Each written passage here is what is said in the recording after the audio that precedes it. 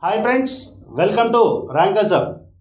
Today we are going to discuss the second part of averages. For those who have missed averages first part, please check the video. Now, what we have discussed previously in averages. What do you mean by average? Average means equal distribution. So based upon the logic of equal distribution, we are going to discuss these problems in averages. Now, averages का मतलब है समानता, distributing equally. Now, if you look carefully here, let us look into the first question. The average mark of a student in 6 exams was 45. So, what can we think here? Assume that in each exam he scored 45, 45, 45, 45 and so on. Now, how many marks must he get in the next exam so as to increase his average mark by 2? So how many marks should he score in the 7th exam so that his average increases by 2? Now many of them explain this problem by formula, by blind method. You people don't solve it by blind. Understand the concept. You can solve any problem in averages in a very simple way. As we have discussed, average is nothing but uniform distribution. Now in 6 exams, his average mark is 45. So assume that in each exam he scored 45. Now the question is, he is writing one more exam. After writing this exam, the complete average of all the 7 exams should be 47, increased by 2 marks. That means every exam should now have 47. Now you can clearly see already these 6 exams, each exam had 45, 45, 45 and so on. But now they should have 47. So they should get 2 marks. Who should give that 2 marks? Definitely that 2 marks should be secured from this 7th exam. From this 7th exam should also have 47 and it should give away 2 marks to all the other 6 exams. So totally how many marks should be given? 2 into 6, 12. So 47 plus 12, it is 59. So the marks that the student has to secure in the 7th exam should be 59. So if you can think like this, you need not answer this question blindly nor using a formula. For more videos on aptitude, please subscribe our channel Rankers Up. Now let us look into the second question. Now all of you please pause your video and try to read this question and answer it in 10 seconds. Now, let us look into this question. The average runs made by a cricket player in 15 innings was 25.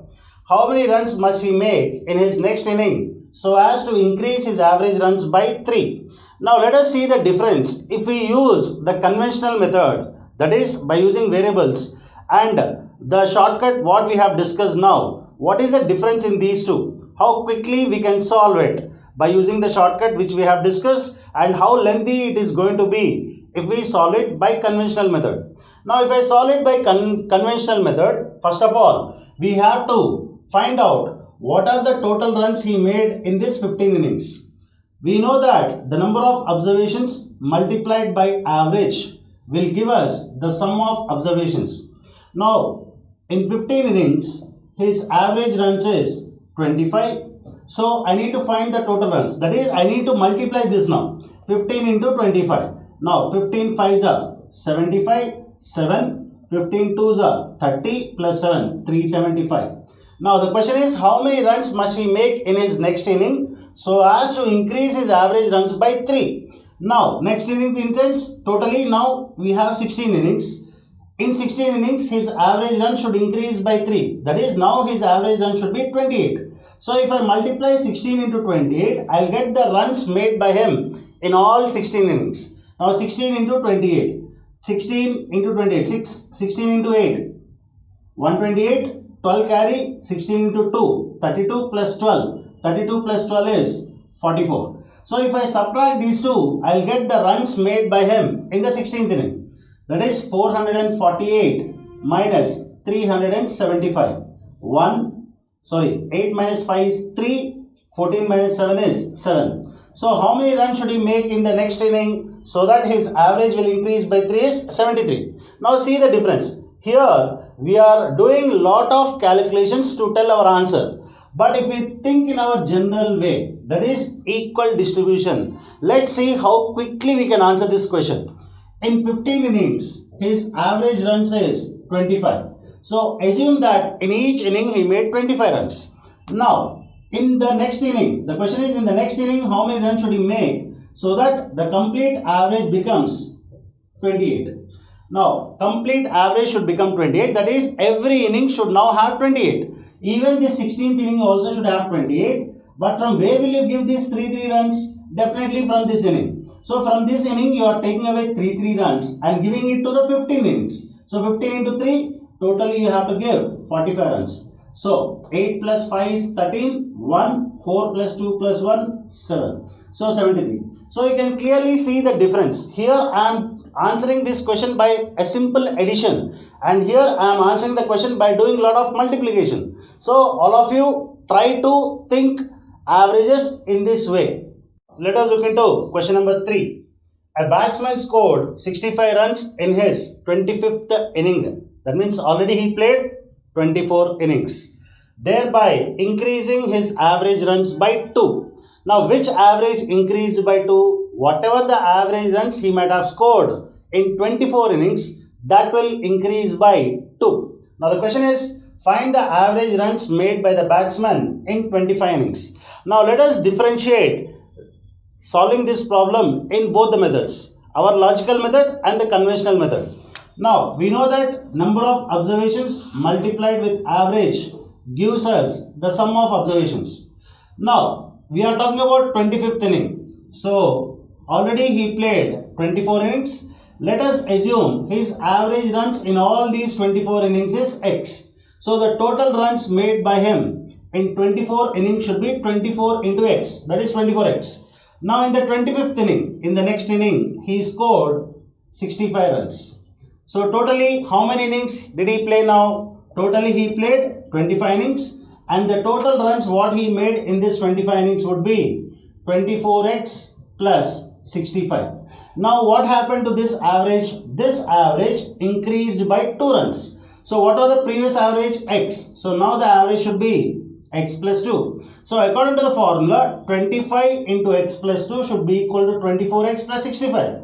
So 25x plus 25 into 2, 50 is equal to 24x plus 65. Now 25x minus 24x, that is x, is equal to 65 minus 50. So x should be equal to 15. But this 15 is the average till 24 innings. But the question is, find the average runs made by the batsman in 25 innings. So in 25 innings, the average should be 15 plus 2. 15 plus 2, that is 17. Now, this is solving the problem by using a variable x, and here we are using the formula. Now, how should we answer this question in a single step? Only one step. How should we answer this? Now, let's see here.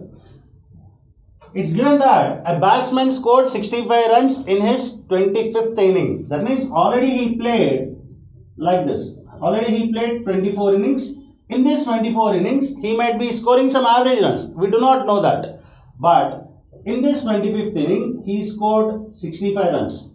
The moment he scored 65, average increased by 2 runs. It means that each one of these 2 innings, that is, each one of these 24 innings should be given 2 runs. Like this.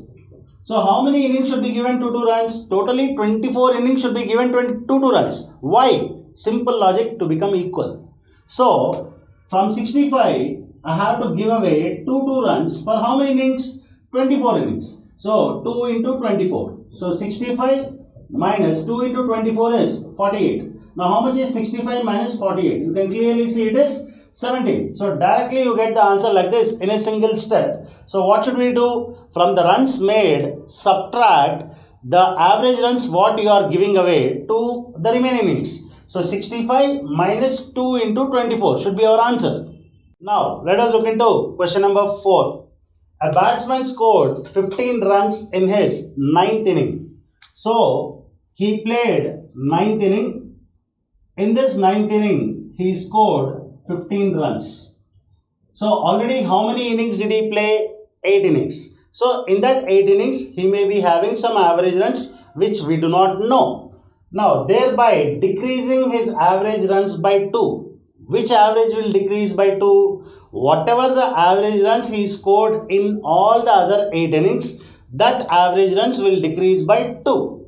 Find the average runs made by the batsman in 9 innings.